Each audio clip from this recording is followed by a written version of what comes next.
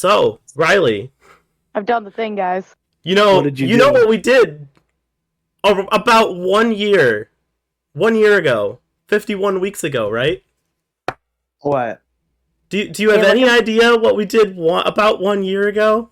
Can you figure that out? Can you figure it out, buddy? Can you figure it out? What? Wait, why are you joining in on this? Cause look at my picture. this is shenanigans. It's the Can you tomfoolery. figure it out? What did we do? Oh, because your 1 year shirt, ago your this profile month. picture. Do you see my profile picture? Yeah, I don't think anybody else does, but I Yeah, do. but do you see what it has? I see what it has. Hey, Riely, Hey, Val. do the thing. I'll think about it. So, Val, just in case you were curious, this was not actually planned until I messaged you earlier about this. 1 year ago, Riely and I did what would we call it? Like a media swap kind of deal? I mean, we called it like the Detour Head Media Club, like a book club, but media Yeah. though. So 1 year ago, around I believe the original episode came out June 20th. So we're recording on June 8th, so we're a little early, but this is the perfect way to bring this back in. 1 year, Riely told me to listen to original Biggest Problem in the Universe with Dick Masterson and Maddox. In return, I told him to go watch the first 4 episodes of Demon Slayer. Riely, how much Demon Slayer have you watched in this past year? The first 4 episodes. Ladies and gentlemen, welcome to Detour Ahead, the only show on the internet where I ambush Riely with a Demon Slayer super fan, Val, aka Lone Wolf here, and we're just gonna bully him for the next hour into watching it and why it's such a good show. Alright. Plot twist. Our actual topic is not what you thought. Watch fucking Demon Slayer. Why haven't you watched Demon Slayer? I You don't know. told me it was good. We have an entire recording where you thought the first 4 episodes were good. You gave it a Alex, positive review. there are about 1,000 things that I've watched or played that I would say are good that I did not continue. I just simply have a non-existent attention span and a tendency to drop things. See, that's not fair, though. I could have chosen anything in the world, but I specifically chose Demon Slayer for you. And A good story. You don't even know who Val's character is. No. Could be anyone. Val, he doesn't even know who Shinobu is. He doesn't Yeah, I even know do. who Rengoku is. How dare he? I know How who Shinobu is. Isn't dare that just you. the sister? No. Wait. Oh, shit. No. Wait. No, he's Yes, seen the first... on a technicality, yes, but Not on a hold up. technicality What do you for mean? someone who has no idea what they're talking about. That's true. She's a sister, not the sister. The sister's Nezuko. Nezuko and shit, you're Tanjiro. right. Yeah, the sister is Nezuko. She is a sister. She is an important sister, but she's not the sister. Now, to be fair, this is also a chance for you to bully me, because I have not seen season 3 yet. Yeah, get on it. Fuck you. Shut the Oh. fuck up, mister. Oh, wait, I only watched you want 4 me to bully episodes. you for Calm season down. 3? I have not seen Swordsmith arc yet. Dude, get the fuck on that. That was a good one too. I'm watching the Pokemon anime right now. Okay, fuck Pokemon. Pokemon's been going on forever. Come on. Yeah, but Liko is a cute character, and she's got a little grass I cat. don't give a shit. Just watch Demon I Slayer. will come back from the grave, and I will use flame breathing arts on you if you do not go watch season 3. Don't roll your fucking eyes at me. How dare you? You're on fucking camera, jackass. What are you talking I about? just watched you roll your fucking eyes. I didn't do it on can roll their purpose eyes at if me. I I did. can roll my eyes all I want. You guys can't do anything because I am invisible, but I also have a gun. Oh, wow. Yeah, Val's got a gun if you don't watch Demon Slayer. She's not going to use it, but it's a She just threat. has it. Yeah, It's a threat. she has a gun. She'll use it. I do. I got one. Watch I Demon say Slayer, with Riely. my entire room has nothing but Rengoku surrounding me. Man, if only we weren't a family friendly show. Or else if my camera was working, I'd be showing so many pictures. We're not family friendly. We just have to be YouTube friendly. There's a difference. Okay, well, these will not be YouTube friendly. If you We can I'm gonna put them in the Discord. we can post the uncensored version to the Detour Head OnlyFans. It's fine. Riley, That's can I show nudity on YouTube? Is that No. allowed? No. What if it's fan art? Nah. Doesn't matter. I don't care about Doesn't getting matter. demonetized. No, I don't. I'm pretty sure you can't. You know what? I have a way around this. Hold on. You guys don't have a not safe for work channel. I'm not posting these pictures. Post it in live chat. It is posted in live chat. We can traumatize. Live chat is Gingy, only it's fine. for Gingy, Penguin, me, and Riley, and then any guest that shows up. We can delete these later, so just Give post me a them there. minute. I'll find them. If you give me a minute, I can MS Paint a little black box where it needs to go. Sorry, for Val's sake, excuse me, a big black box on where it needs to go. Excuse me. Give me a minute. I'm working on it. Where are my pictures? See, we don't get monetized there they are. We don't get monetized, so I'm not worried about it. Here you go. You can have that. Go ahead, check live chat for you.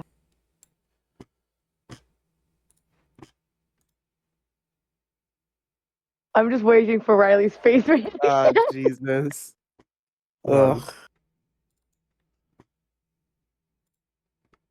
Oh, boy. That was purchased at an anime convention. Wait, hold on. I can't. You can't. Don't worry about it. No, I need to show it because it's funny. Should I get the other one? I have the other one too. No, I got I it. don't I figured it out. No. I'm talking about the other person. Oh, Tengen? I have Tengens too. I don't own that one. I don't own that one. I only own Rengoku. But I did buy the Tengen one for somebody. Okay, so we need square. Hang on, let me find that one. No, that's not it. It needs to be filled in. Hold on. There he goes. There we go. There you go. There's the other one. Not looking.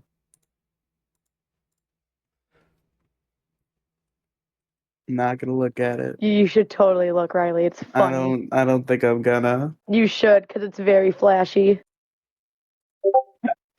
I don't think that helps. It does. If you would watch season 2.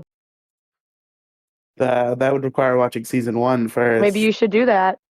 I don't know, man. To any people who are actually watching, I promise, just give me a minute. I'm struggling on editing these things, so it's okay to show. So, well, while you are doing that, I must explain. These were purchased at a convention. They are not safe for work. That's why they need some editing. But we need Alex's art skills. Alex did not go to art school. Why did we let you do this? I'm putting black boxes over things. That's all I need to do. It's not that hard. I don't know. Are they going to be black boxes or black misshapen ovals?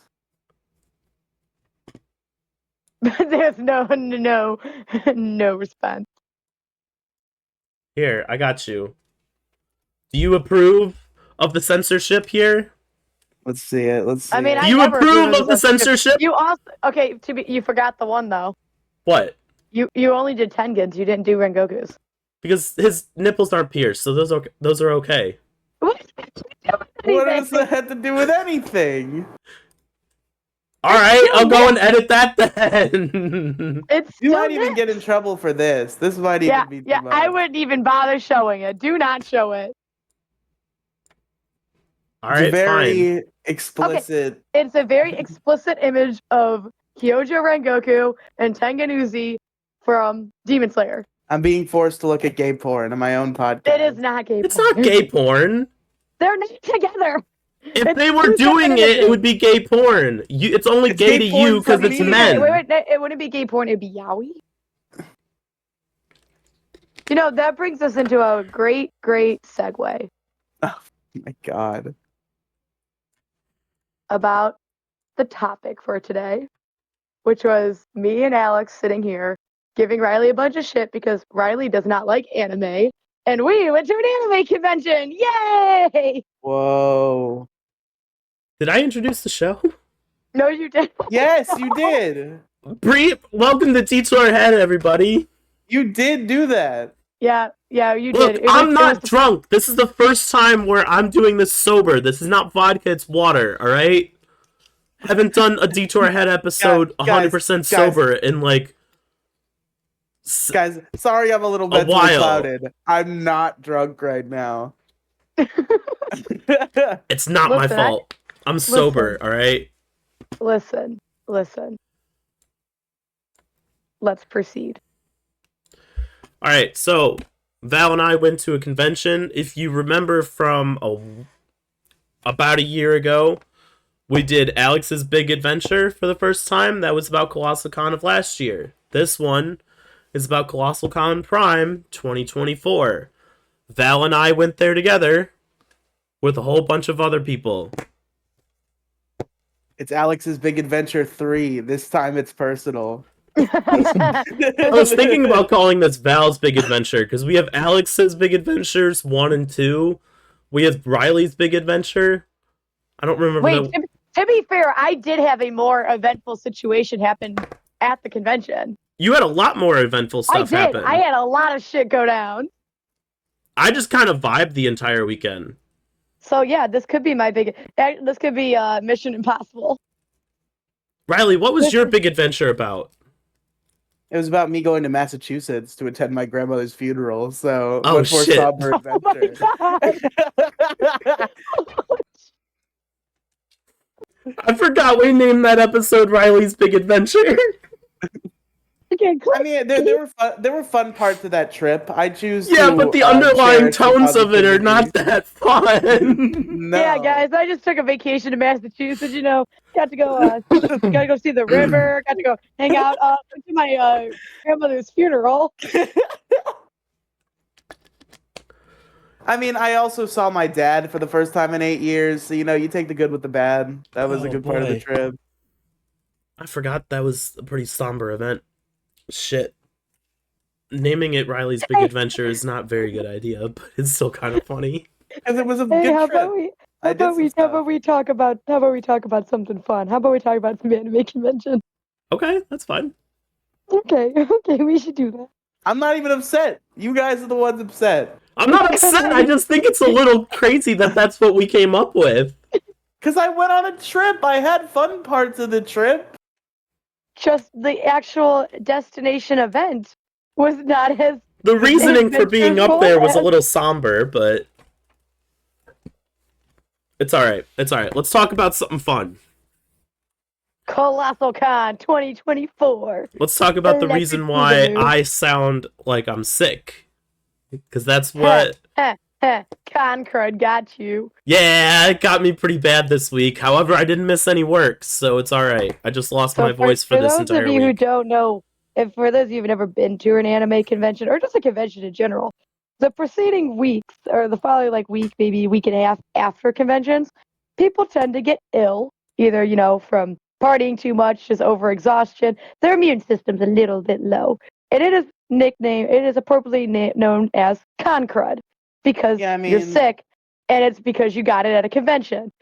Those cons are comparable to a petri dish, so it's very, very true because the rule of 9 is not applied apparently at conventions as much as it should be, which we could go over the rule of 9 later. But yeah, apparently Alex got concrud.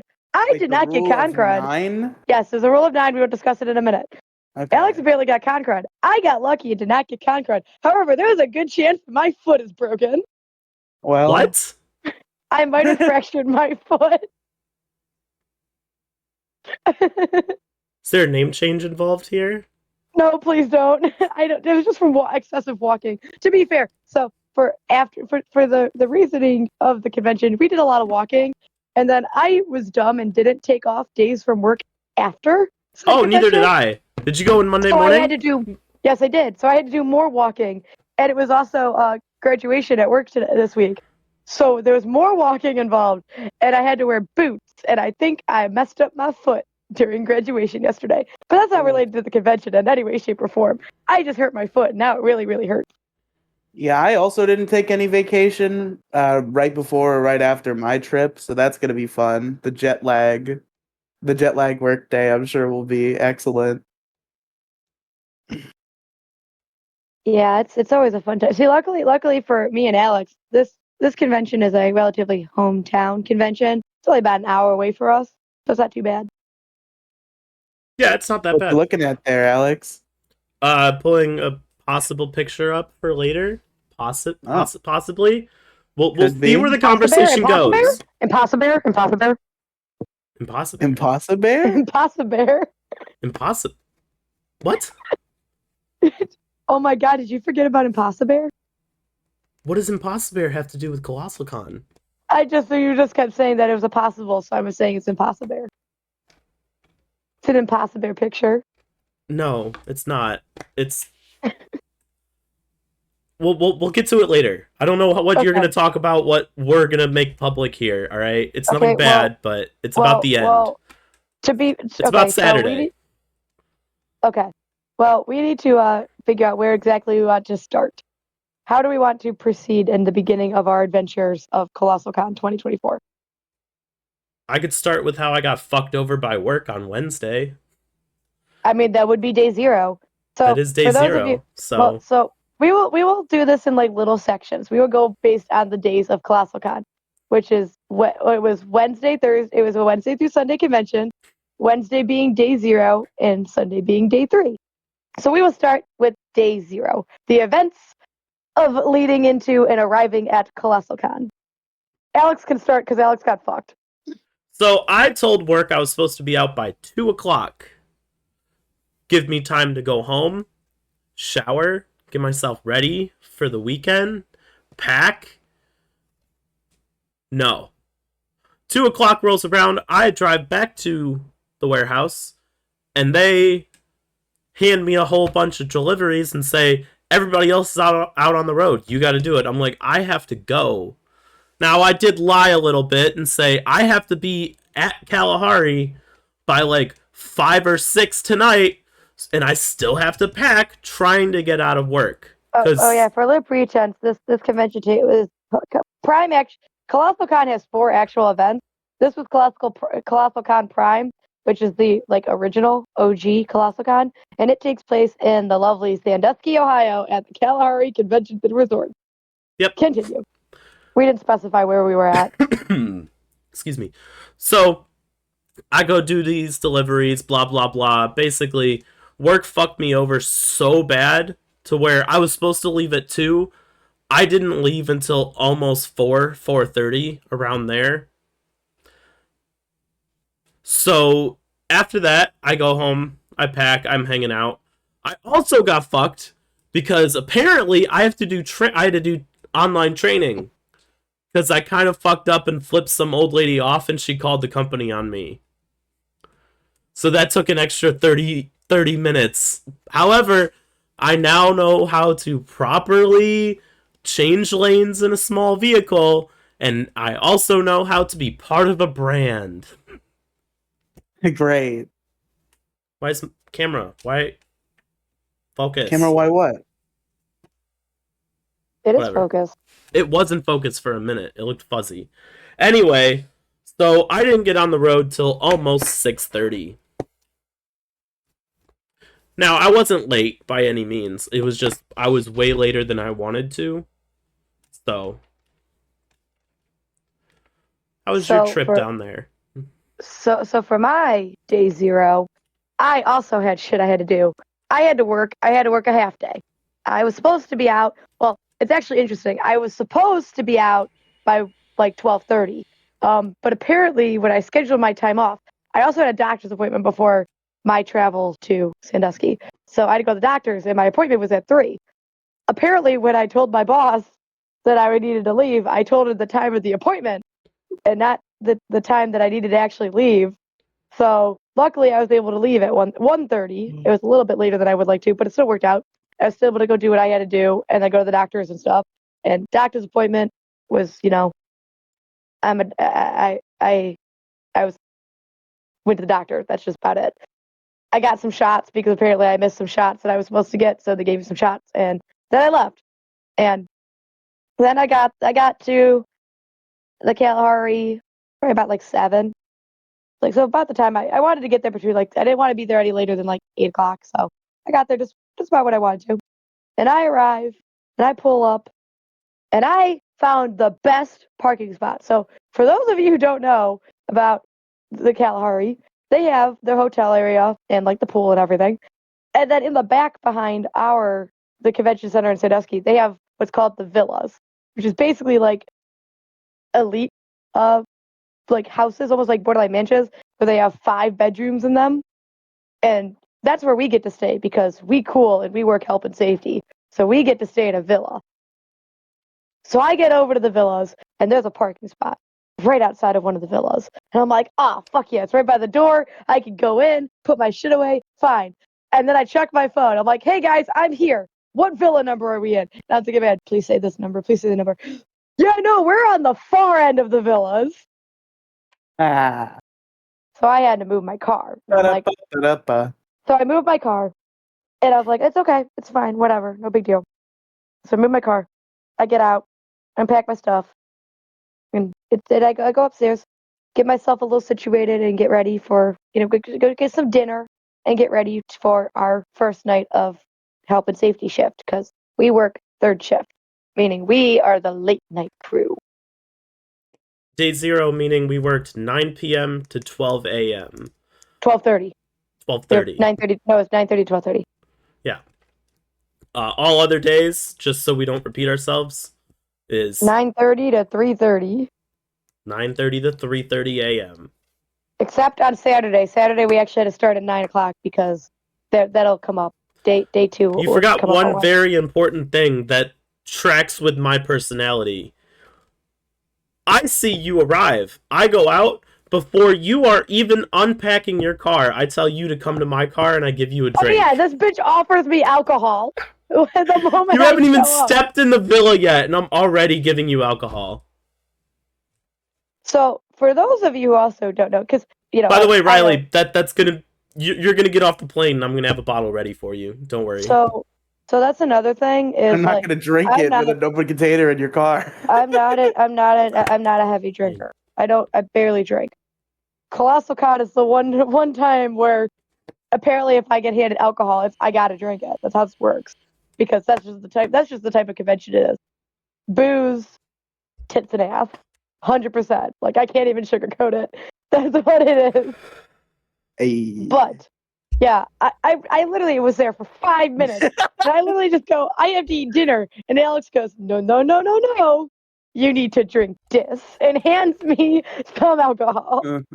It's nothing crazy. It was just one of those Jack Daniel mixer things.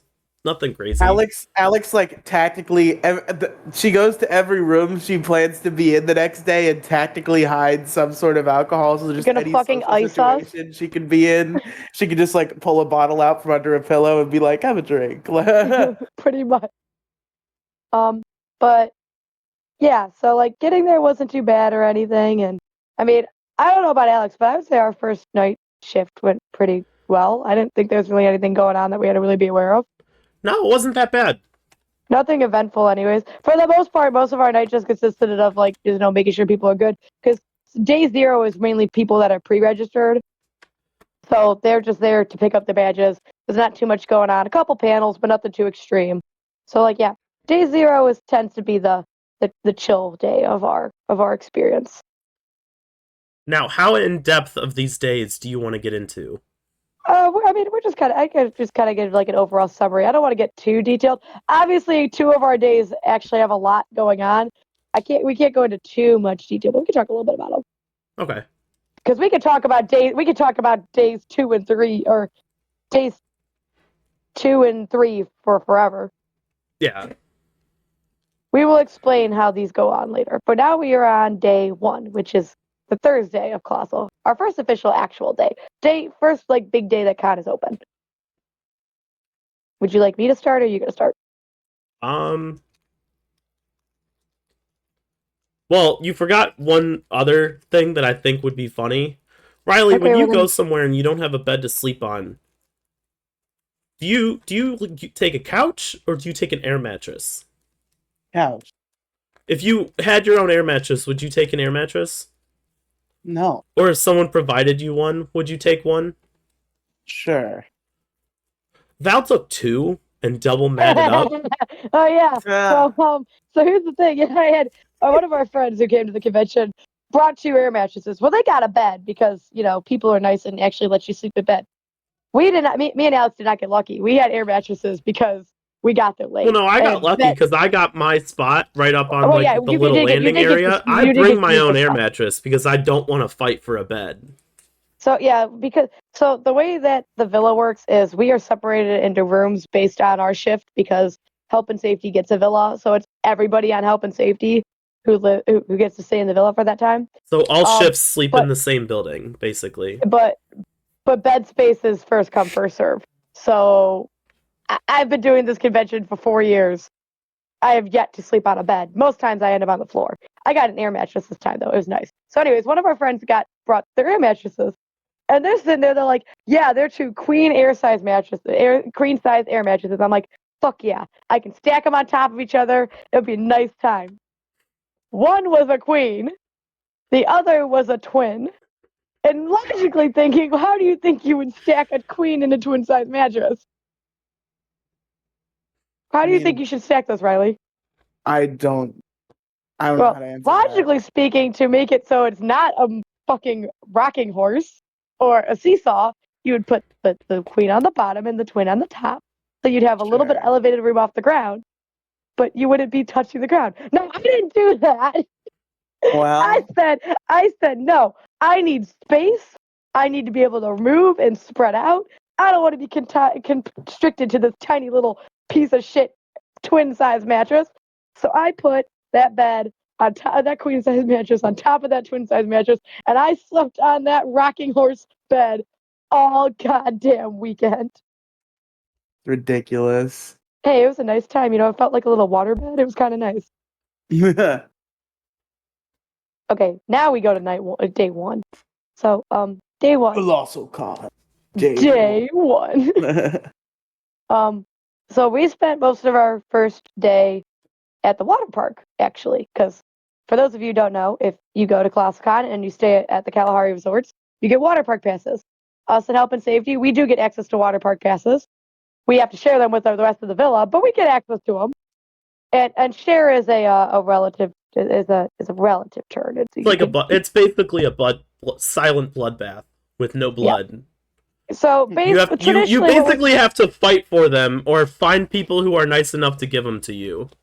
Basically, what it's supposed to be is we're supposed to, keep them on our wrist, but keep them loose, so you're able to be slid off. So that way, so you can share with everybody else. If you're working shift, you should not have a water park pass. It should be somebody else who's not on shift, so they can go enjoy it. That doesn't happen. When people get there, they get those water park passes, immediately lock them on their wrist or put them on their lanyard and hide them. And yeah, we've had that happen. Well, we managed to score some passes because somebody was dumb and left a bunch of non-used passes inside our security station. So we took some. So yeah, and we had them all weekend. They were brand new. Val and I just swiped them off the table. And we kept them the whole weekend. Yep. But so we. To be fair, nobody asked me for mine. I was asked for mine, but I did get it back. Now, so we decided before we went to the water park, we went to Walmart because we needed to get some stuff. So we went to Walmart, which was down the street. And then while we were at Walmart, somebody reminded me of OhioCon of this year, where I got mad and got a little bit tipsy, and we were playing Kings. And for those of you who don't know what Kings is, it's a card drinking game. And somebody just brought their pack of cards, and it was just a cheap deck of playing cards. But they were just, they were just shitty, cheap playing cards, whatever. Well, I got mad, and I spilled my drink on the playing cards. Oops. And ruined the playing cards.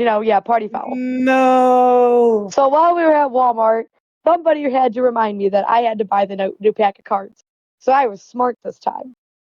Everybody's like, oh yeah, just buy a cheap pack. Buy the $2 pack. Buy the $3 pack. No.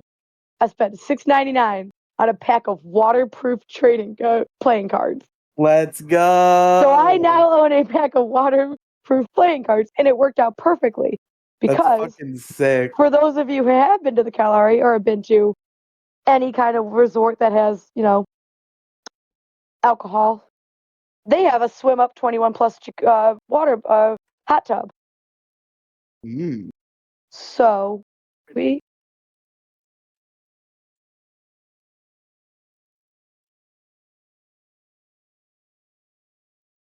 We.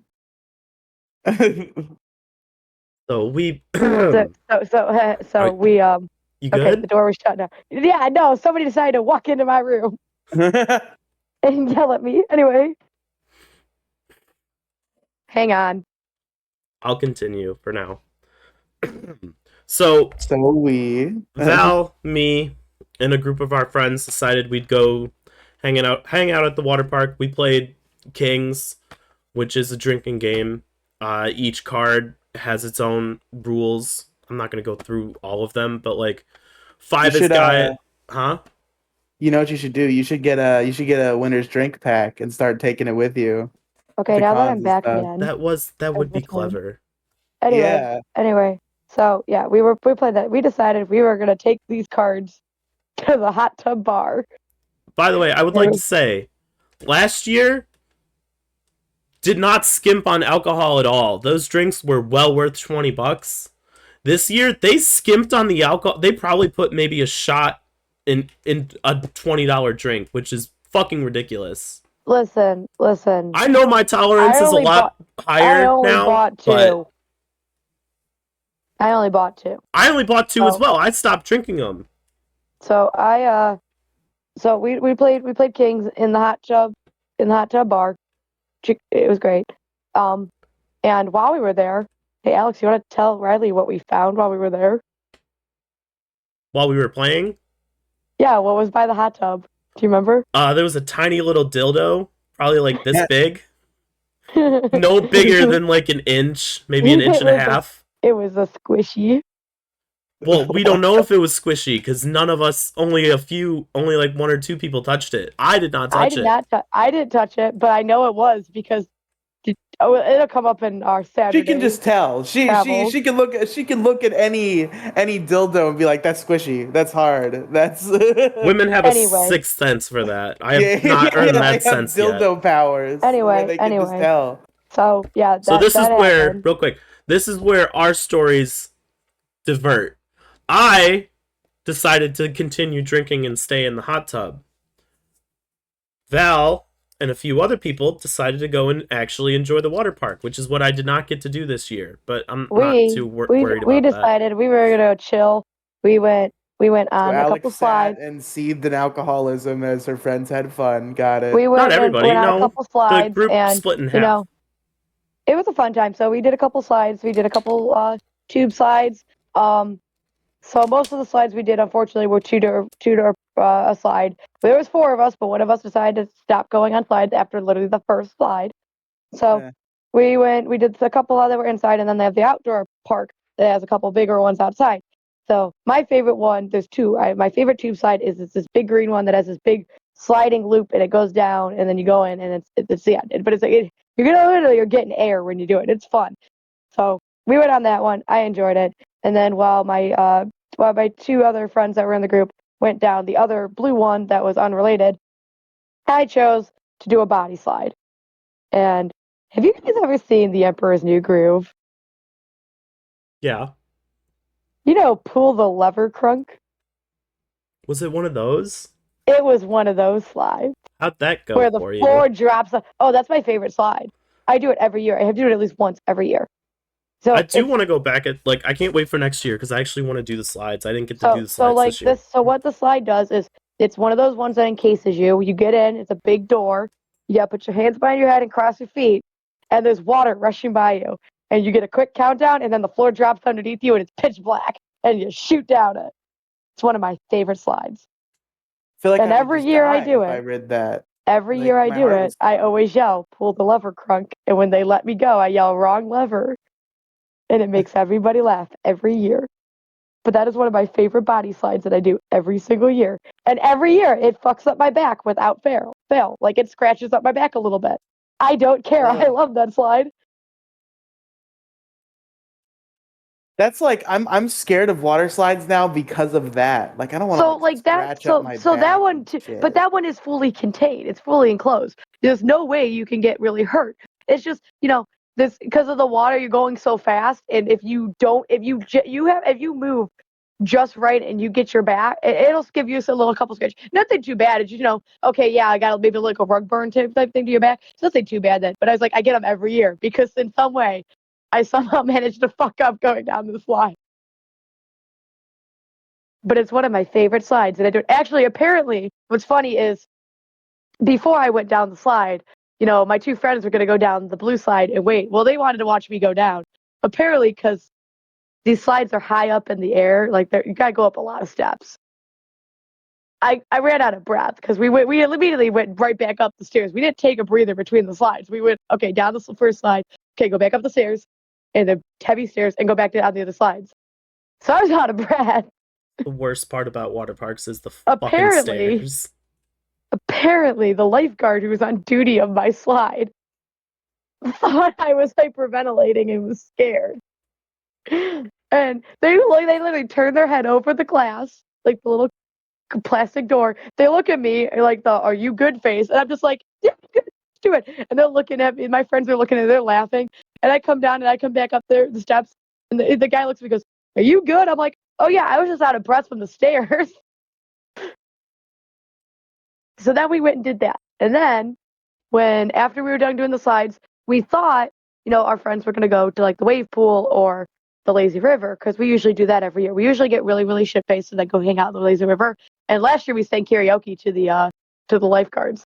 We found out this year you're not allowed to make eye contact with the lifeguards. There is a sign. There is legitimately a sign as you walk into the water park that has rules on it, and one of the rules is do not make direct eye contact with lifeguards. We broke that rule several times last year. We literally said we wanted to go into the lazy river, nobody say a word, and just stare at the lifeguards. But then half of our group didn't get back together, so we didn't do that. So some of us went in the lazy river. We enjoyed that. We went to the wave pool a little bit, and then we all finally met back together. We went back, we got some dinner, and then we went back to our villa before we had to go to shift again. Alex, what was your endeavors while we were doing slides? Because I don't know what you guys were up to. All I know is that we lost you guys for a hot minute. We stayed in the hot tub for a majority of that, and then tried to figure, and then it was wander around trying to figure out where you guys were around like 4. Oh yeah, so the big issue about this is we were in a water park. We didn't have our phones. They were all in lockers. None of us had our phones on us. Yeah, so there was a good hour of our time basically spent looking for you. But my half of the story after we all split off into 2 groups was pretty uneventful. We just kind of hung out. They hung out and chatted. We went and had fun on some slides. Yeah, for the most part. Then we all went and got some dinner, and then we went back to our villa. Some of us took a quick nap or maybe like a shower or something before we had to go to shift. And then we had our security shift, which it's day 1. Our security shift, instead of being 9:30 to 12:30, it's 9:30 to 3:30.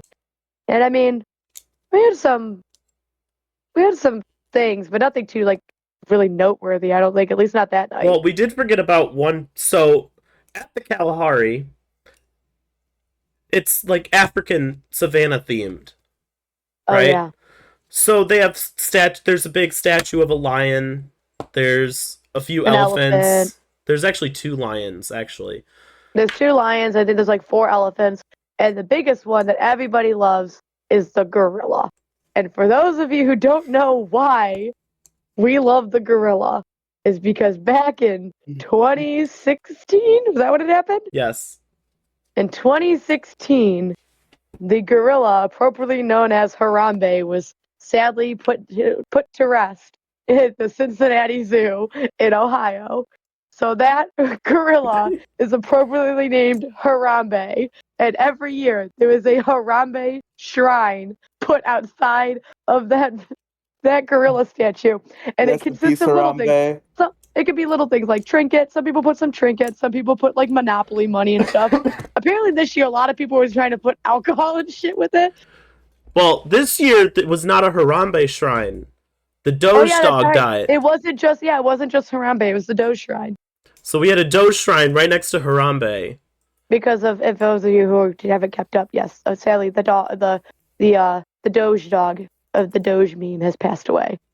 Happened So literally like a week before this convention. yeah, about a week or two. So part of security is making sure that people are safe, and that involves confiscating alcohol and drugs from the Doge shrine. Ah, I fortunately got a full unopened bottle of peach sake from the shrine. Wait, was that literally day one? It was not day one, but it goes along with the shrine. I don't see us bringing the shrine back up later on. Oh, and she's gone. she's gone. She froze. Am Anyway, yeah, I didn't Okay. realize that wasn't day one. No, don't talk. She's the one recording. No, I'm good. My shit. Oh, You're back. am I back? Yes. You realize I cut out for you, but I'm recording, so my stuff doesn't get cut out. So Wait, so you can still hear us? Yes. The whole time? Oh. You Oh. can't hear me, but I can hear you perfectly fine. That has never been a problem. Then why do you drop? I don't know! It's so weird. Anyway, I don't remember, Val, I don't remember what day the sake was. Wait, I think that was that Friday? No. Yeah, that was Friday, because Saturday the shrine was cleaned up before our shift. hold on.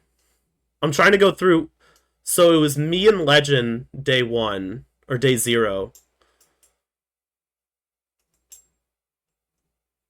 Fuck, I don't remember what day.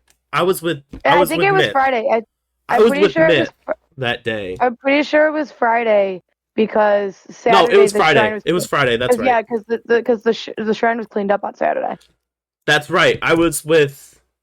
I worked with Legend, and then I did Javon, and then I did. Fuck, Stretch. Myth, Tyler, Yeah, and then I had Maddie. Maddie. Okay. Those were yeah. Yeah, they got to find a nice thing of alcohol. When I went over there, I found a bottle of it's like the pink lemonade. I forget what it's actually called. It is one of the little ones, like the kinky. I think it's kinky. Oh, I got a okay. little tiny bottle of that. It was just like a little shot bottle of it. But I got that. But apparently, people were leaving vapes over there. Somebody left a thing of laxatives, ibuprofen. I pulled a couple boxes of cigarettes out of there as well. Yeah, we had to clean all that up because unfortunately, though, believe it or not, as I mentioned that this convention is nothing but tits and ass, this is not an 18 plus convention. This is still considered a family friendly convention, meaning, yes, children are walking around. So we had to clean up all that no stuff. All the contraband had to be removed from the shrine just to keep the chillin' safe. So I don't remember anything super interesting happen, at least for while I was on shift Friday or Thursday. I was on Meat Grinder, which there wasn't really anything eventful on that. Oh wait, there was one thing that we got to do on night 1. We played a lovely game. So there's a game we don't play it every year, but we play it some years. And usually it's one of our higher ups, or one of our either our assistant department head or our department head, or our shift lead or our assistant shift leads. They do it. It's called Find the Op, which basically is one of our shift leads. They go undercover, and they would go and they would hide or blend in inside the community, the convention center, and it's our job to try to find them. And we would use it as a training exercise to find POIs, or people of interest, because every so often there's people that come into the convention center that either should not be there, or they've done something and we're trying to find them, or they're missing a group, that kind of thing. So it's to help us learn how to ask questions and identify POIs. It also Well, helps. this year, It also helps the new people learn the actual convention itself. yes, it also helps people learn rooms and everything and learn routes and stuff. Well, this year I got to be the op to be found. So I was sneaky. Piece of shit. I had all black on. I was wearing black shorts, black shoes, a black hoodie, a black shirt. I was literally hidden. If you tried to find me, it was hard. And then I Wait, conveniently you were wearing shorts? Then yes, wouldn't your but okay, no, legs just hang be on, like but a hang on. big fucking... Yeah, Okay. yeah. Well, hang on a second. Though. Hang on a She's second. getting to that. Okay. I'm getting to this. So conveniently, I found a panel room that was still being set up with all the tech guys in there. So I run into this room and I'm just like, hey guys, I'm with safety. We're playing a game. Is it cool if I hide in the corner? And they're like, yeah, I don't care. Can we see? Like, they at first they didn't believe me. And I'm like, yeah, look, I'm staff and I showed them my badge. I'm like, okay. And the one guy who was on the tech crew this year was actually an old health and safety person. So he's like, oh, you're playing Find the Op. Yeah, I got you. He's like, so I was like, perfect. So I go in this room and I'm chit chatting with these guys. I'm not fully hidden yet. And then I'm like, I have my radio and stuff, so I could hear when people are starting to look and like the descriptions and stuff. And nobody's asking the actual questions. Apparently, it came to the point where one of our other shift members literally turned to somebody and goes, okay, I haven't seen Val in a while, but I know it's not Val. Because the description apparently did not meet my description, according to them. So we go in and we're playing Find the Op. And I finally find behind this one big projector that they had a big projector screen up. There's a bunch of empty tech bags. And it was in a dark corner. And I'm like, this is perfect. I duck down, put the hood up on my hoodie, cover myself with the bags to block my legs. And I told everybody over the radio, I'm no longer moving. I am stationary. Because at first I was moving. And then I was like, okay, no, I have to actually get stationary because if somebody sees me, that's it.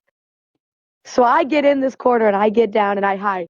And while I'm in there, I'm getting text messages on my phone from our department, our shift head, because they needed to know where I was at so they could do it too. So I texted them. I'm like, I'm in event room 3. I'm hiding by all the tech guys. And they walk in and they ask the tech guys questions and the tech guys say nothing. And what's funny about this whole thing is Alex had a conversation with the tech guys in the room because they were messing with an HDMI cord and for some reason it was showing upside down. So Alex was trying to be funny and was telling them to maybe flip the HDMI cord upside down. No, No. No, it's even funnier than that. I said, did you flip the screen around? Yeah, I heard this whole conversation go down, and not once did they go, hey, by the way, did somebody come into this room matching this description?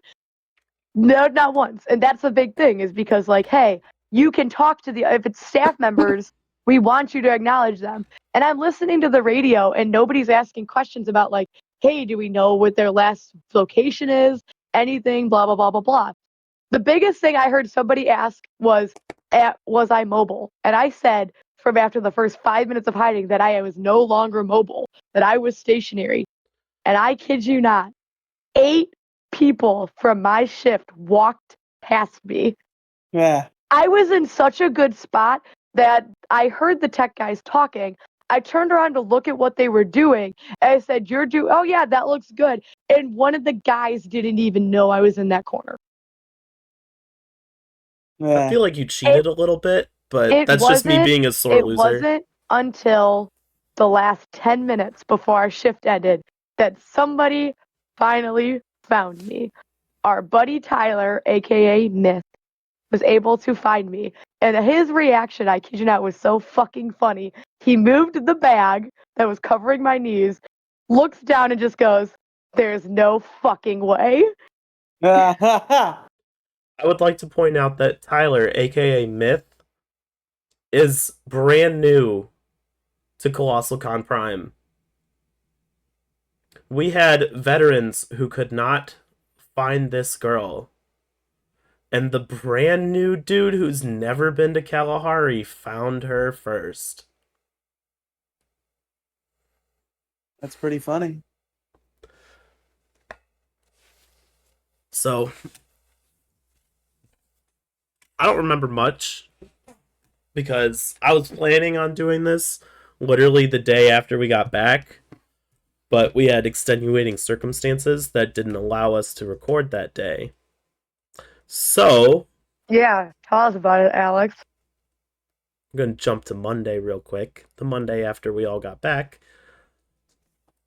We agree on 7 p.m. 7 p.m. rolls around.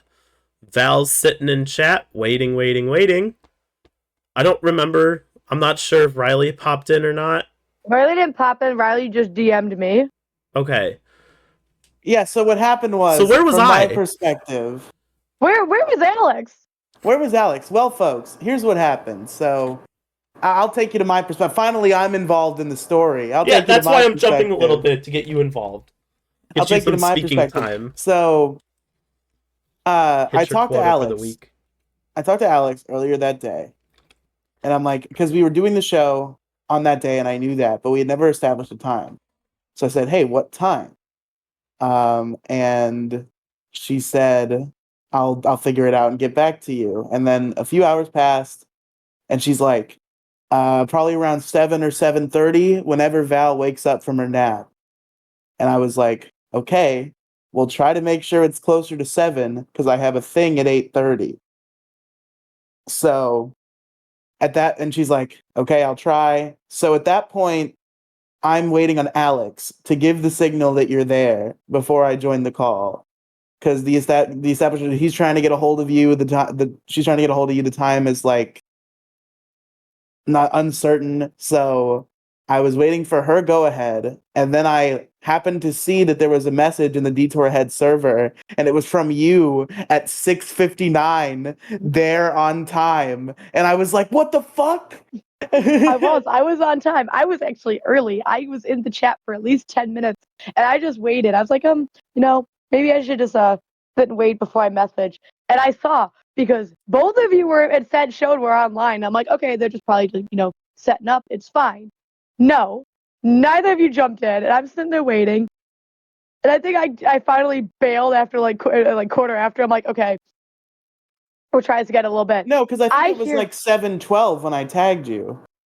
Well, so you must have given up quicker than that. Listen, hold up. The time is right there. You did tag me at 7:12. I must have maybe I only waited like 5 or 10 minutes. You probably just tagged me as I was doing it.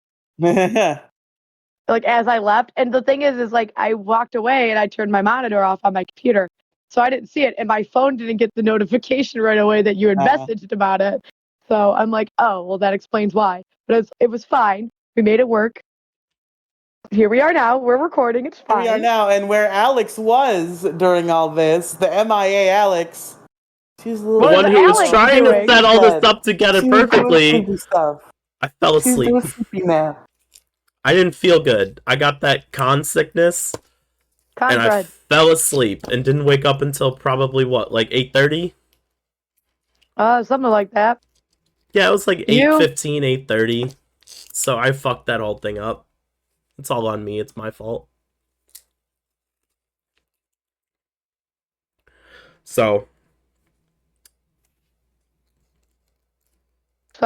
yeah, that explains why we are recording literally a week later. No, we're recording 5 days. It's no big deal. It's been a week. It's been a work week later. We missed an episode. That's the grander point. We did miss a week, we missed a week because that's my fault. Originally, that Monday recording was supposed to go out on Wednesday, and then we record. That just means Alex has to do the next. Alex, you have to do the next episode that I appear in cosplay. Yes. I thought, okay, that's fine. That's no big deal. I'll just not bring you on. Because you know what the next one's probably gonna be? Colossal. Oh, maybe no. Probably. I'll bring you. I was gonna say I can bring you on for MatsuriCon in a couple months. MatsuriCon. Shit, that reminds me. I gotta update the guest thing. It'll probably be MatsuriCon. Anyway, back to Colossalcon. MitsuriCon is months from now. We don't want to worry about MitsuriCon. We're talking about Colossalcon. So, yes, one of the new people on our staff this year, for the first time ever, in like, I guess it has been many years since the op has been found. One of our new staff members was able to find the op, and it was very, very good. It was very, very cool. So that's the end of night one. So now we're on to Friday. Wait a second. We didn't play that on night one. No, that was day 0. That was day 0. You kids in your timelines. Now we're Riely, we're all drunk because for a majority of this, all right? we're on to day 2. We're on to day 2 now because night 1 was not very eventful, clearly, because we don't remember half the shit that happened in night 1. Day 2, Electric Boogaloo, and the reason it is called that is because holy fuck. Day 2 would be considered Friday. Friday, you know, we did a little bit. We kind of spent most of the day at the villa, I think. We didn't really do much. Because we didn't go back to the water park or anything. I don't think we might have checked out Dealer's Hall, but we didn't like buy anything. I think, yeah, that sounds about right. Friday so was pretty uneventful.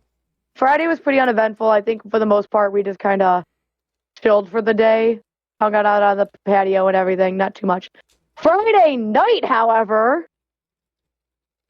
Friday night was a time.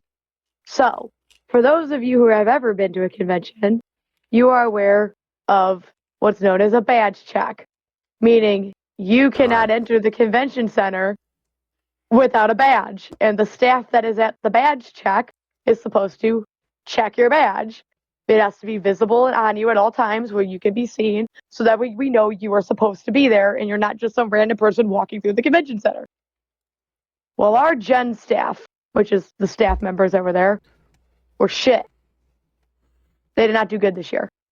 They let 30-some people walk They let through. 30 people that we are aware of into the convention hall without a badge, including multiple people from health and safety that we had just double checking on them go through without a badge, and a majority of them got through as well. We don't know how many people actually got in without a badge because of Gen We staff are this year. estimating at least 30. So they walked through and they let these people through. We had to keep telling them, no, you can't be in here. You need to go and get a badge. And their excuse was, well, they were told to go to registration. Well, registration closed for the night. So they could not go to registration. They had to go back the next morning. Nobody was telling them that. They were getting irritated, blah, blah, blah, blah, blah, blah.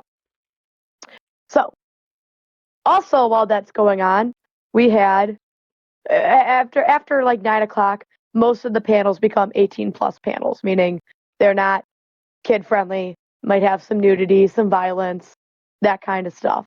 Those only happen at night because most of the time, you know, kids go to bed at like 9, 10 o'clock. So those turn into 18 plus panels. And in order to get into an 18 plus panel, you first off have to have a badge for the con, and you need to have an 18 plus wristband. I cannot tell you how much shit we got for these 18 plus wristbands from one of the staff member people. I don't know who they were. I don't know what was going on, but we had to deal with that, a lot of their, the 18 plus wristbands, checking IDs and everything, which is fine. We've done it before. One individual out of all the individuals for this one panel had their 18 plus wristband around their lanyard and not their wrist. This staff member gave all of us health and safety people that were helping them with the line so much shit because of that lanyard wristband. And the reason it was on their lanyard, because I'm going to be 100%, I'm the one who put it on the lanyard. I'm not a bitch, I'll say it.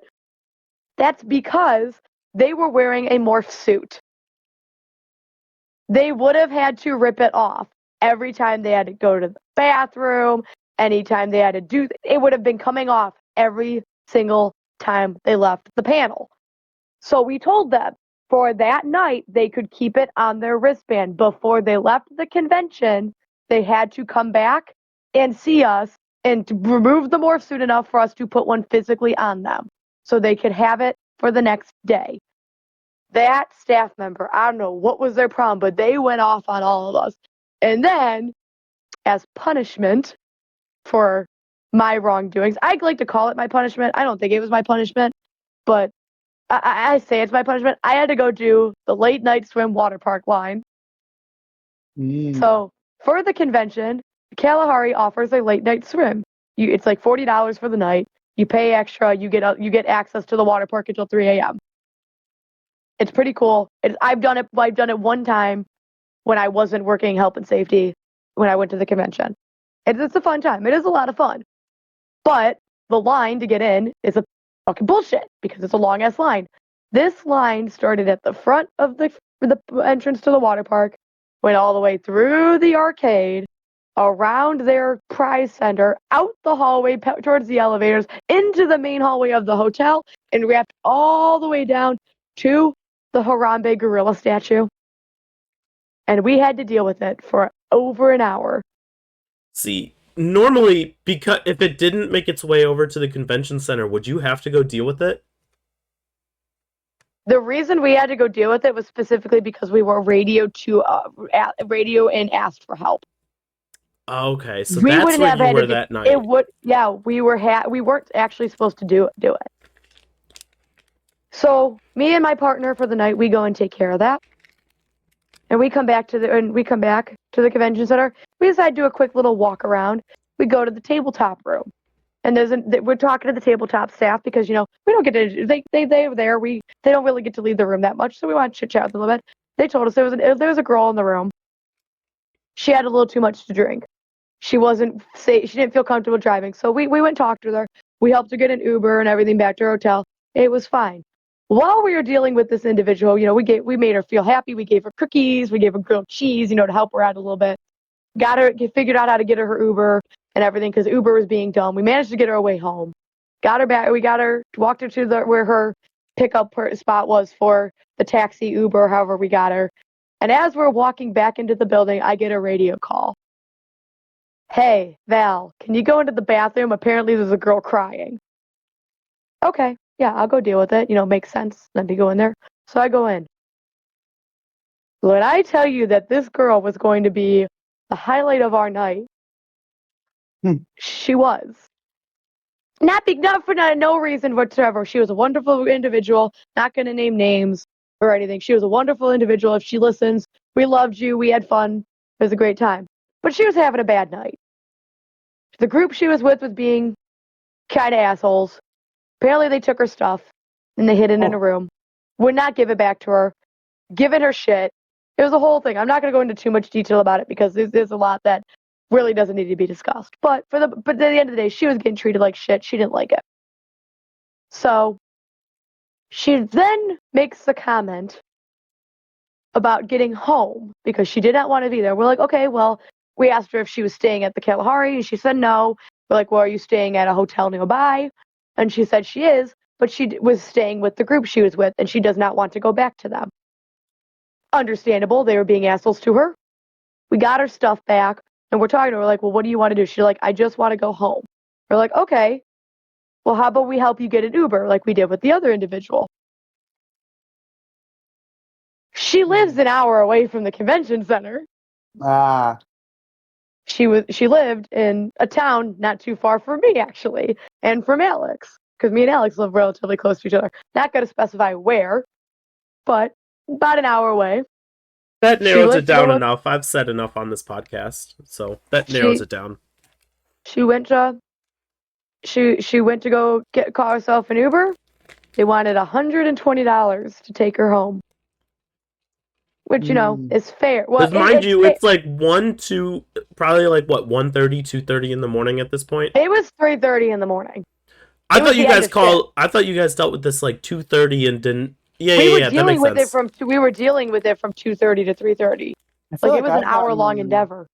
I feel like I've gotten hour Ubers for half that price. So there's the reason behind it is because For It's 3 starters, in the morning. it's 3 in the morning. It's in the middle of an event at the Kalahari, so like surf event rates, pricing. and Yeah. Mm-hmm. and Sandusky, Ohio is notorious for not having Uber drivers. There's not Unfortunately. many. There's not many. So yes, if you're going to get an Uber, you're going to pay a lot. You know, I was lucky So- when I went to a live show. I went to Carl from WATP's live show like a month ago, and I took Uber there and back, and I think total it was like $120. I think one of them was like high 50s and the other one was mid 60s. Yeah. So I was lucky there. Yeah. So this was a one-way trip. This poor girl had to pay like $120, $140. Ugh. So she you could tell she was not happy with it, but she was gonna do it. And we look, me and our buddy, we look at each other. I go, "Hey buddy, you tired?" "No, not at all, you." "Nah." We turn to the girl. "How about we take you home? You've been with us all day.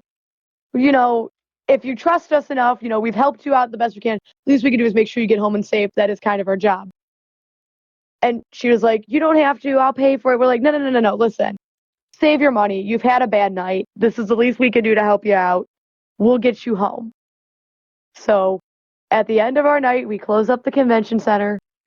We get on the shuttle bus back to our villa. We ask her if she needs anything before we head out. We go and get our keys. We get in the car and we drive her home. We offer her cookies and Mountain Dew because we're awesome. And we Hell give her yeah. and we drove her home. We made sure she was home safe. And she was like, "I don't know how much I can thank you. You guys have helped me so much." We're like, "As long as you're home safe and you're good, that's all that matters." And on the way back, we rocked out to Nickelback and Baby Got Back. All right. All right. And we made it back to the villas at 5:45 in the morning. I did not proceed to go to sleep until almost 6:30. Which brings us into, do you have anything else to say about your Friday night? Friday night, I was with. No, Friday night was the night I did get the free bottle of sake, but that was pretty much it. There was not really much else going on. So that will bring us then to night 3, which would be our last official staffing night, I should say, because we don't have to staff on Sunday. Well, I would like to say day 3 was a little eventful for me. Just a little bit. I decided... I'm not going to go get it. We have Kalahari cups, probably the size of like a Pringles can. A little bit bigger, but yeah. Probably About the size we got from the swim up bar. I think they're like 20-ounce cups.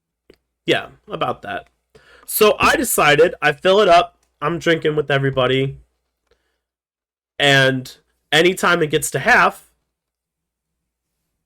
people just started pouring stuff in. So I'm like, all right, you know what? I'll stop drinking when my cup is empty. Well, unfortunately for me, enough people heard that to where I ended up with, I believe, 15 different alcohol and 20 total different drinks in that cup by the end. Someone got a little too fucked up. I got really fucked up, went right up to my bed and passed out. I believe that's around 2:00 where I stopped drinking. I went up, sat on my phone, and passed out, woke up at 7:30. My God, that drink was still so good, though. No matter what you poured in it, it stayed really good. See, I had the same experience happen, but I unfortunately didn't even get through like 2 because I got so bad that I had to go, and I actually started hyperventilating. It was a great time. Anyway. Well, no, see, something similar happened to yours. You did what? Didn't you make a rum and coke or something? I literally just made a rum and coke, and it did not turn into it. Yeah, so Val made herself a rum and coke. Pretty nice, docile drink. Our friend decides to dump in, what was it, like watermelon flavored, like Smirnoff or something? Or like strawberry daiquiri flavor? Right into her rum and coke and ruin the whole fucking thing.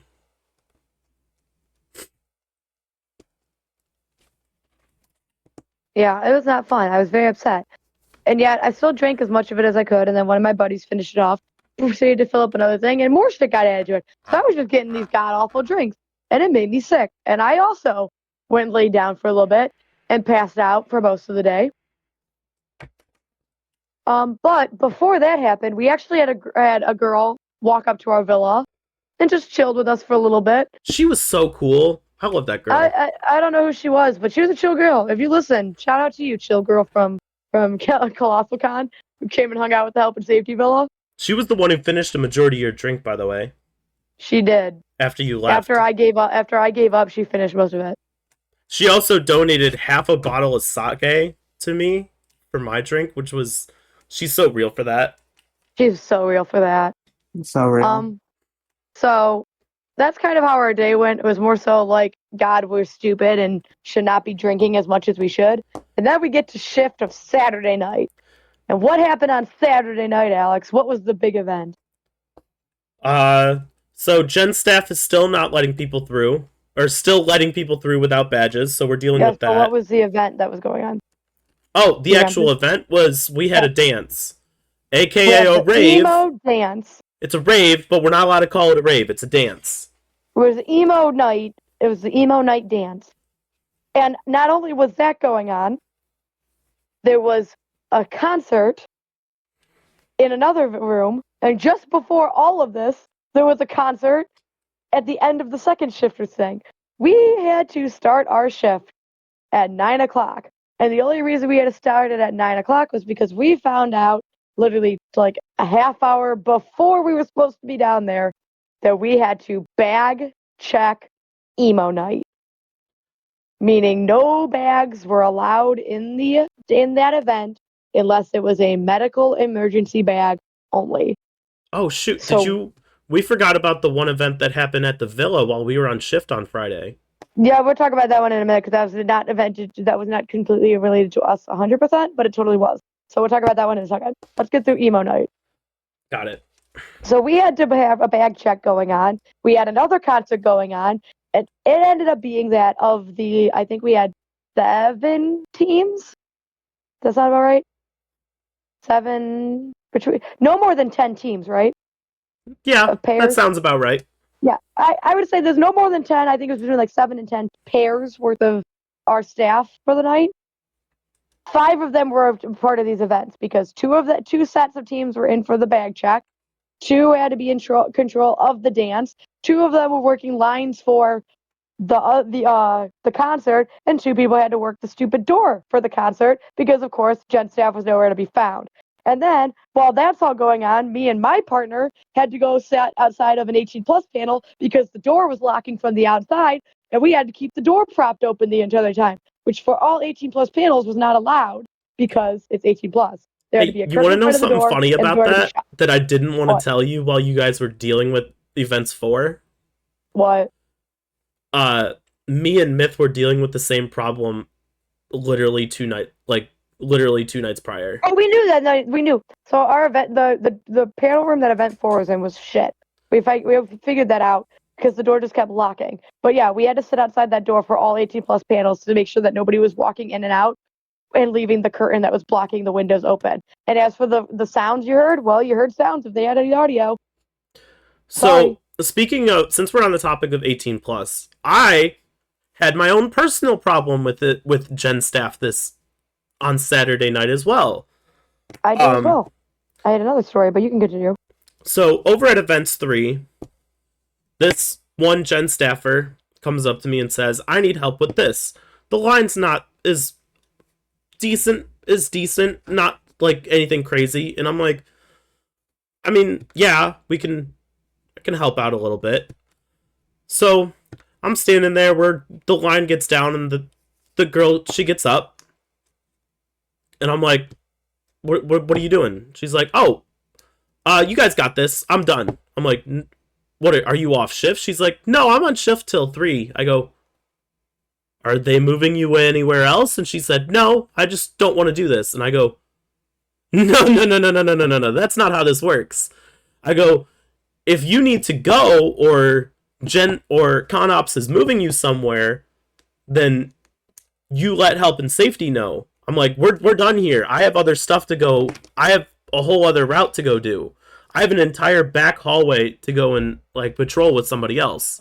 And she's like, oh, no. I see. The problem here is you guys are supposed to watch these doors, not Gen staff. And I tell her, Gen staff is supposed to watch the doors for 18 plus. It's been like that since last year. It's been like that all night, all weekend, since day 0. And it's been like that since I started For working here years. last year. And probably years prior to that. I go, it's not health and safety's job to do the wristband. She's like, well, you guys have been doing it all weekend. I'm like, no, we haven't. And she goes, We've been doing it because you guys don't want to do it. so I don't know what happened with this girl. She ended up staying there the whole night, which good, because I'm not Was this sitting the there girl for that was event. dressed up as the Husker? The Husker? No, Okay. this was over at Events 3. This is not the one you were dealing with who just decided to leave. That was a whole separate thing.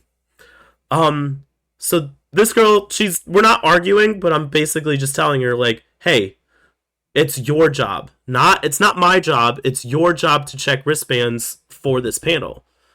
She proceeds to tell me that she's going to radio to ConOps and tell him that I'm not doing my job correctly. I told her, if you radio to ConOps, they're going to pull you off here and they're going to put you somewhere else. But I'm not doing my job. I'm doing my job correctly. My job is to patrol the hallways and make sure this convention is safe for the people who are here, not to check 18 plus wristbands when you are clearly present.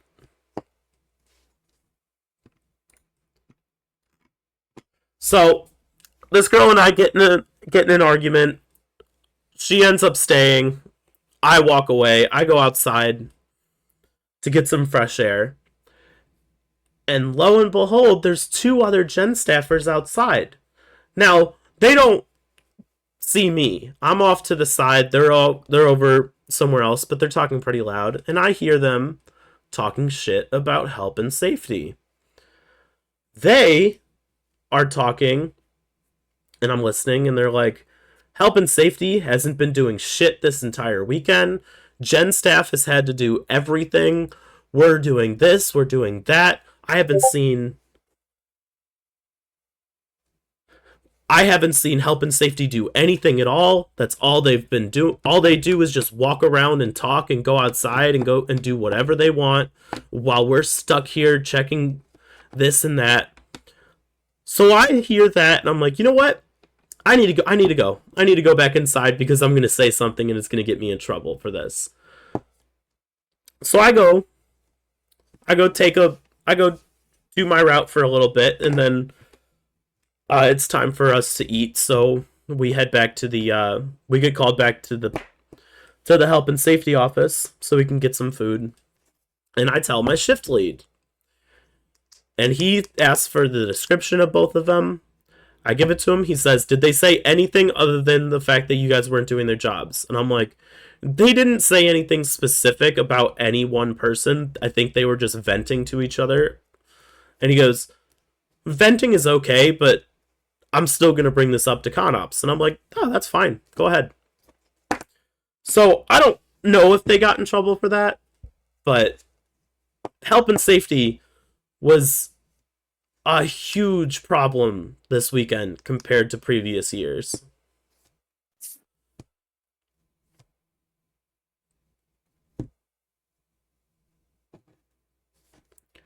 Let's see. Personally, Oh, sorry, was that the part where I was supposed to be a co-host? My bad. a little bit. That's why I keep looking over here, because I have the whole separate conversation pulled up. I have live chat pulled up right now. I was giving Val a chance to jump in, but I don't know when she's gonna jump back in. So let's see. We had a few people.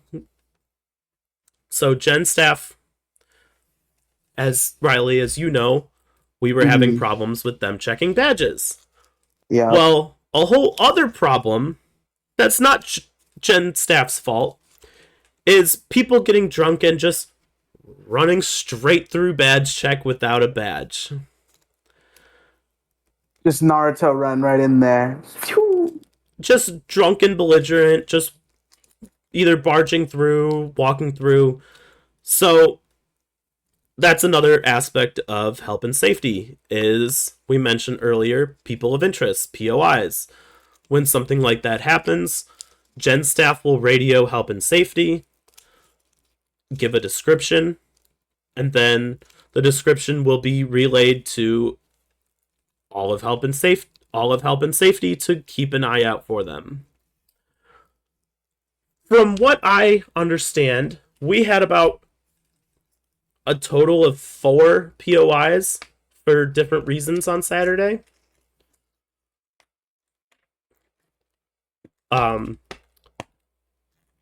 So that happened. It keeps you vigilant. It's not nice to have them, but it's also like when you're going through the halls, just making sure things are safe and get a little monotonous. So when a POI comes out, you're like, okay, now you're scanning every single person's face in every single panel in every single room. You should be doing this in the first place, but a lot of it is like you look in the room, everybody's sitting there, you're all good. Yeah. I'm underselling it a little bit, but like you do have to be very vigilant. Gotta keep your eyes peeled. Trying to think if there was anything else Saturday. There was, but outside of staff, that pretty much wraps it up for me. I gotta finish my Gen staff story. All right. Now that my headset is doing this thing again. Are you good? God, that was a whole other thing that we're not gonna talk about. I'll tell you guys after we're done. Anyway, so my Gen staff experience also involving a Gen staffer wanting to leave the area. So me and my partner for the night were walking the hall after we finished up watching that stupid panel for event 4. And we go down the hallway where events like events 1 through 5 are. And we're going down the hallway. And all of a sudden this one girl who's a Gen staffer stops me and just goes, "Hey, I really have to go to the bathroom. Do you mind watching the door for me really quick?" I'm like, "Yeah, okay, we can watch the door for you really quick if you just gotta go to the bathroom." So we sit down, we're doing wristbands and stuff, and I'm watching her, and then I get a little bit of a line, so we start doing stuff, and all of a sudden she disappears. I think, she went to the bathroom that's down the hallway. It's literally right down the hallway, right by this event room. It's literally across the hall. Can't miss it. And 10 minutes pass. She's not back. I'm like, uh-oh, okay. And some of our other staff members walk past in their group, and I'm like, hey, real quick. Can you do me a favor and go check the bathroom for a girl dressed as Husker from Hasbin Hotel? And the one other health and safety staff member goes, "Yeah, I got you. I'll go check. Why? Is everything okay?" I was like, "Well, yeah, she said she had to go to the bathroom, and I've been sitting here for 10 minutes, and I'm not supposed to be sitting here." She goes in the bathroom.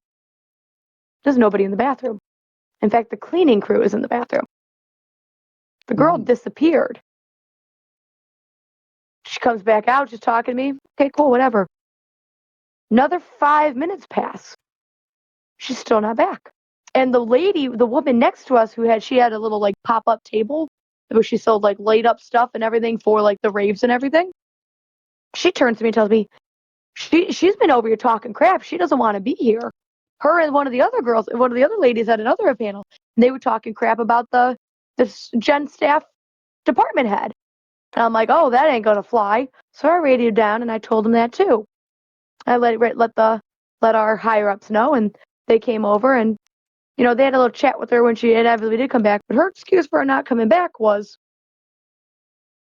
"Oh, well, there was no toilet paper in any of the stalls," which was interesting because I sent people into the bathroom and she was not in there.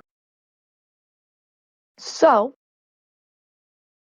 it gets closer to the end of the night. The event that was happening that she was guarding finally ended. And me and my partner come around the corner. And we see her get up and leave. And I'm like, okay. Sitting on the chair of that panel she was at was a whole stack of 18 plus wristbands. And as I made it clear with those 18 plus wristbands is you have to be ID'd to get an 18 plus wristband. She left an entire page, like 4 or 5 pages of these things just sitting on the chair. So anybody could walk up, pick them up, and walk off with them. So I did just that. I picked them up and I walked away, and I told the woman who was at her table to let us know when she decides to come back. This is like maybe 1:30. 45 minutes pass. She comes back over and notices that they were gone. She proceeds to go into the bathroom and disappear. She probably will not be coming back to Colossalcon. But that is not the only time I have caught 18 plus wristbands being left out this weekend, and I was not happy about it. So when I say Saturday was a shit show, Saturday was a shit show.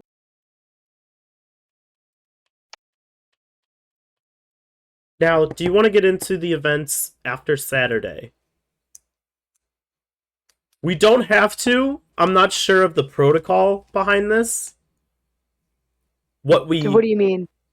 The events after shift. I mean, you're talking about our late night stuff? Yeah. We can't go into, well, we can. We don't have to go describe everything completely, but we can. So we do a little toast afterward, and I'm on the edge of my seat. We do a little toast. Now, do you remember this? We do a little toast, and it's where at the end of the convention, all the first years, all the newbies get a call sign. This was a year ago, so my call sign is Applebee's.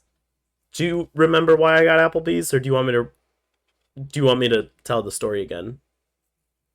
I have vague flashes, but I don't quite recall how it all comes together. Please remind us. So, my call sign is Applebee's. Last year, I decided to wear, because I thought it would be funny,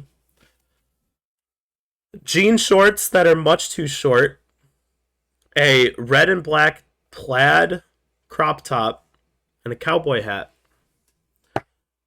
And I went down to the kitchen. Our friend decided to play Chicken Fried by Zac Brown Band when I walked down the stairs. All 3 people in charge of picking name call signs for people were all standing there. And the one who was in charge of third shift immediately goes, "I've got an idea," and then taps both of them on the shoulder and they disappear. Which immediately sent me into a panic because I knew that was about my call sign and I knew I fucked up somewhere. So, the reason it's Applebee's is there's an Applebee's commercial where Chicken Fried by Zac Brown Band is playing in the background. And that's how I got Applebee's. Okay. Val also has a call sign. I do have a call sign. If you want to get into it. My call sign is actually a legacy name. There's a reasoning behind it. I actually have a call sign from a former individual who is also a staff member that apparently I reminded them a lot of like my first year. So my call sign is Valkyrie. Okay. Which I don't know the full story behind this person. I don't know if they just stopped coming to conventions or if they have sadly passed on. I never met the person who had this call sign before me. Obviously, because I now have it. But the reasoning, there's a lot of reasonings because my first year, it seems to happen a lot, but my first year, a lot of shit seems to hit the fan the last couple days. But one day in particular, I think it was one of my first full nights of shift, to be precise. I was working my shift with an individual who I guess not a lot of our staff members liked.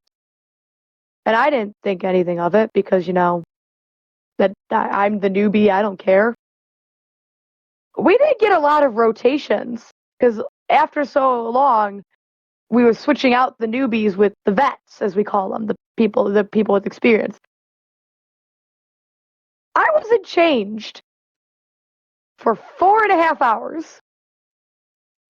I put up with the same individual the entire time. It wasn't until one of our good friends walked over and kept saying, "Hey, are you okay? Do you need anything?"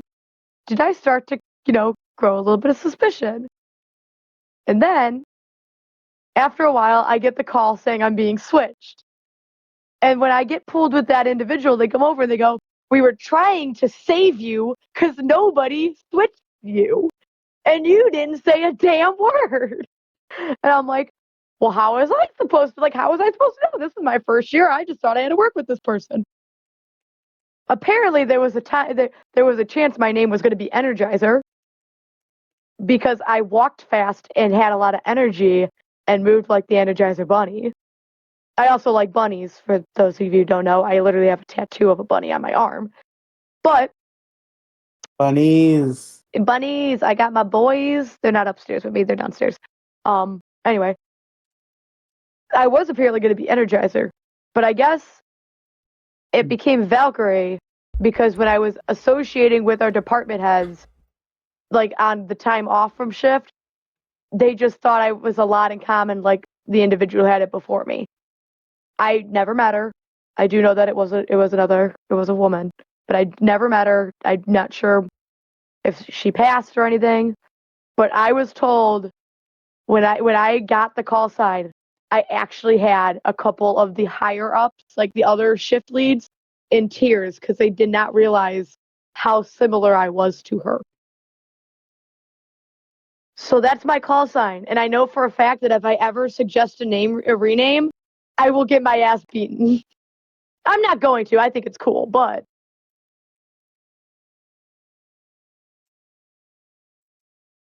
If you're bringing tears to people's eyes, it sounds like this person may be no longer with us. I'm not 100%. I don't actually know. I never met them. I never got the story. I just know that they were another individual that I was a lot like. So yes, my call sign is Valkyrie. I was gonna say Applebee's because I looked at you for a second to see what the fuck you were doing. Hey, Applebee's.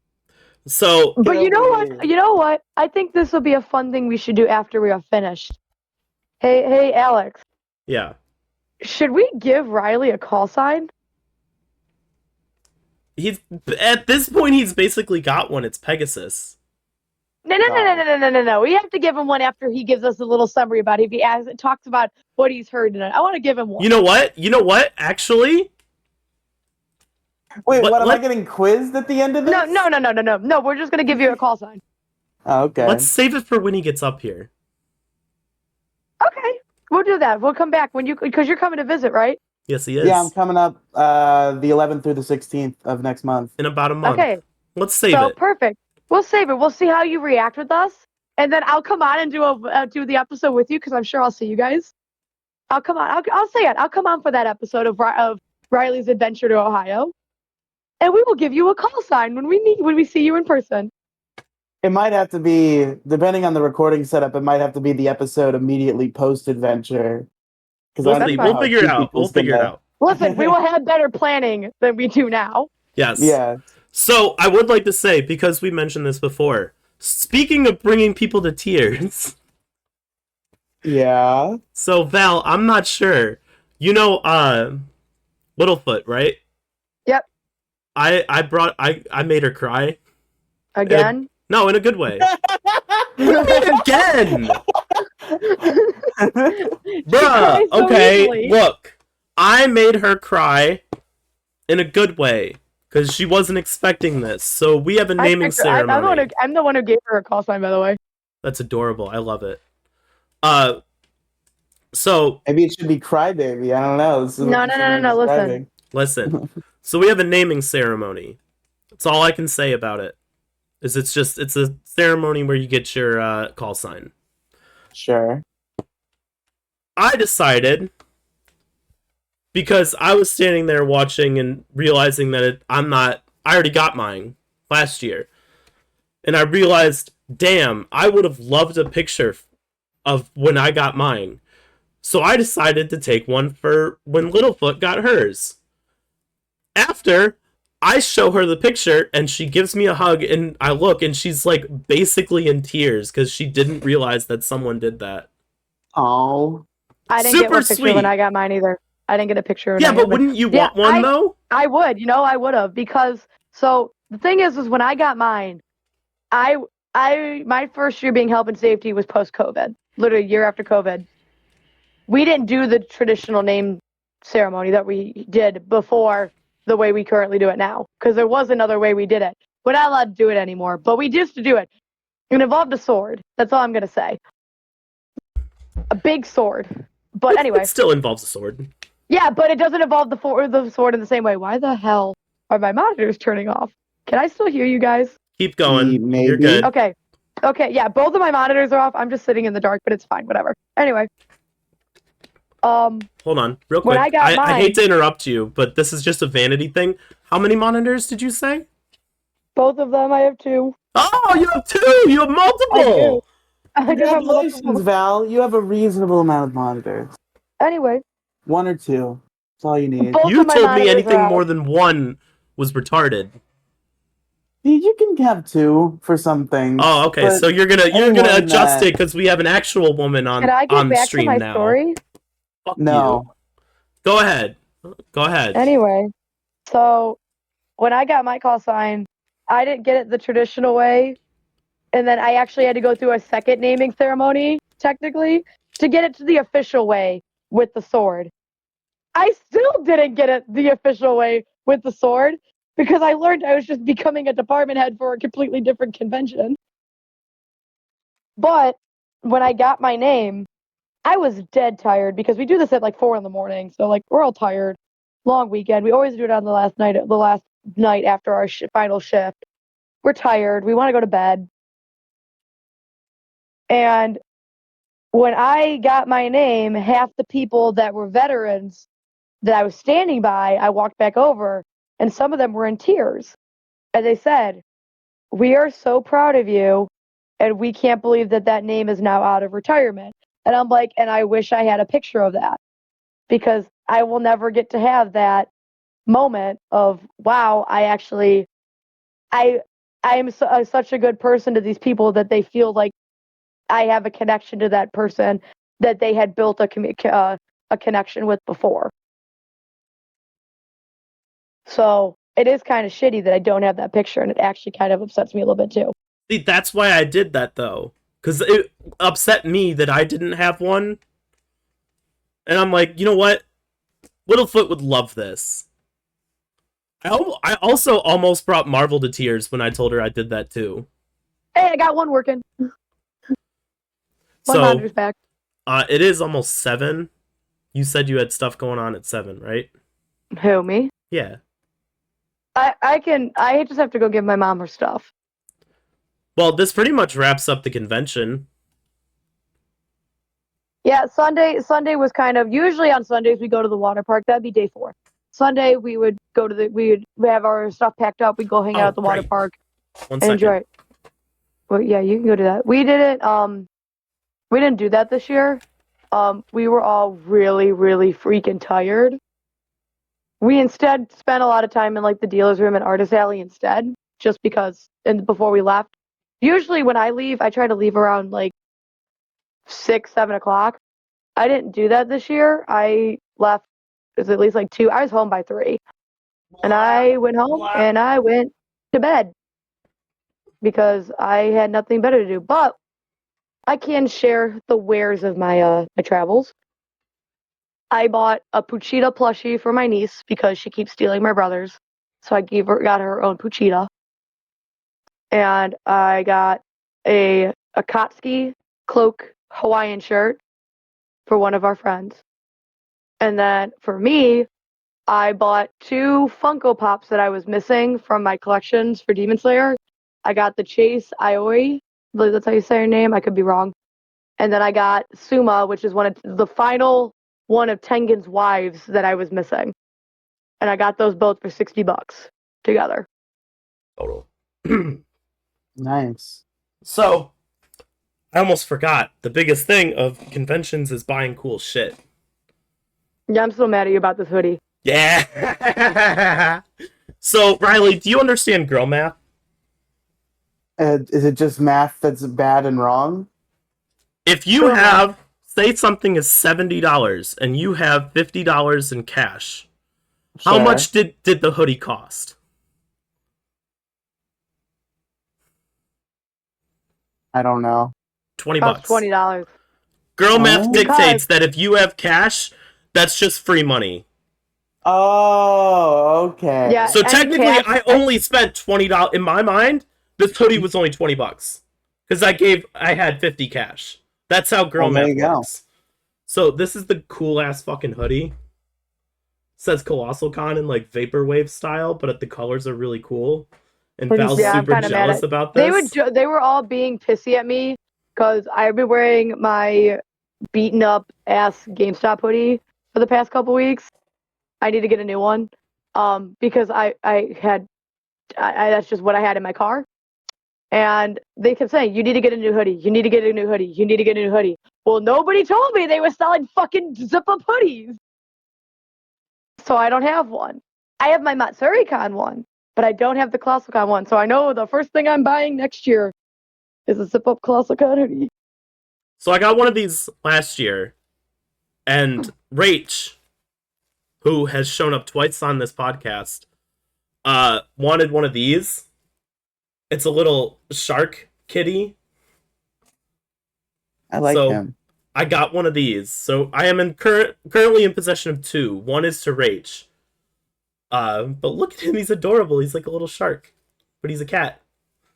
And then, as the obligatory plushie from the convention that I buy every time I go, I got this. It's a moth. The Look at this butterfly little moth. guy. Huh? The butterfly moth. Yeah, he's Or not, adorable. or a bunny moth. Oh, I forgot. I usually also get the obligatory convention plushie. I didn't buy. I mean, technically, Pochita I bought from the dealer's room, but it was not my own. I didn't buy myself a plushie this year. There was just none that really stood out to me that I really, really wanted. The only one that did was a Lapras, and I kept saying, no, I don't know. Finally decided I was going to go back and go get it, and he was gone. So it hurt my I it told hurt my you to heart get a the little bit. chunky one. The chunky one was cool. I didn't like the chonky one. I liked the other sitting cutie one. Anyways, not the point. So, but the Kalahari has an arcade room, and in one of the arcade machines was a capybara. That one counts though. No. There's a reason why he counts. Okay, so I won the capybara, and I haven't named it. However, I did win it in the middle of an anime convention. It is not a capybara. It is a capybara. So that is my capybara. That is from my convention. So that is my anime convention, capybara. Boy. That wraps up our weekend. A lot more in depth than I did last year, but that's why I brought Val on, because Val's very good at storytelling. I am very good at storytelling. I can talk circles around you guys. I don't know when to shut up, guys. Is there anything that you would like to plug for this episode? Twitter, Facebook, YouTube, anything that you do online? I haven't been recently, but I'm gonna try to get back into it now that I actually have a decent headset again. Once my stupid audio jack comes, because that's a situation that's going on. I am gonna try to start streaming again. I did stream on Twitch, twitch.tv/Lonewolf80121. I'm trying to get back into that. And there I tend to stream competitive games. I did some Pokemon Shiny Dens for Sword and Shield, looking into doing some stuff for Scarlet. And I want to play prop hunt in Pokemon. So Pokemon Hide and Seek for Scarlet and Violet for all y'all with the DLC. Gingy, Penguin, and I did that. We put it in like just a small little area. It's a lot of fun. Yeah, you base it. So I'm gonna do that. I want to stream it. I already have a whole thing worked out on how we're gonna do it. But I got to do that like the next time I'm free and able to actually sit down and stream.